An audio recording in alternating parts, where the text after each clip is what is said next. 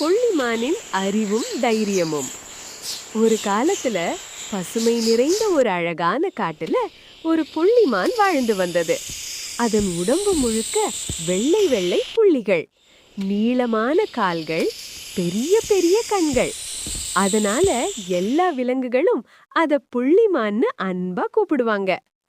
புள்ளிமான் தினமும் பச்சை புல்லை மேயும், குளிர்ந்த ஆற்றில் தண்ணீர் குடிக்கும், பறவைகளோடு பேசும். அது ரொம்பவே அமைதியானதும் நல்லதுமான மான். ஆனா காட்டில் ஒரே ஒரு பெரிய அபாயம் இருந்தது. அந்த காட்டுல ஒரு கொடூரமான புலி இருந்தது. அது தினமும் மான்களை வேட்டையாடும். அதனால் எல்லா மான்களும் எப்போதும் பயத்தோடையே இருந்தன. ஒரு நாள் புள்ளிமான் தண்ணீர் குடிக்க ஆற்றங்கரைக்கு வந்தது.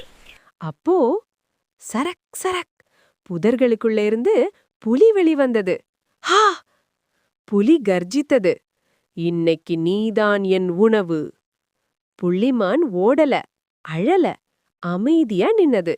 அப்புறம் மெதுவா சொன்னது, புலிராஜா, என்னை இப்ப சாப்பிட்டா உங்களுக்கு வயிறு நிரம்பாது. ஆனா நான் உங்களை நிறைய மான்கள் இருக்கும் இடத்துக்கு அழைச்சிட்டு போறேன். புலி யோசிச்சுது. சரி போன்னு சொன்னது. புள்ளிமான் புலியை ஒரு ஆழமான குழி இருக்கிற இடத்துக்கு அழைச்சிட்டு போச்சு. அந்த குழியில் மழை நீர் நிறைந்திருந்தது.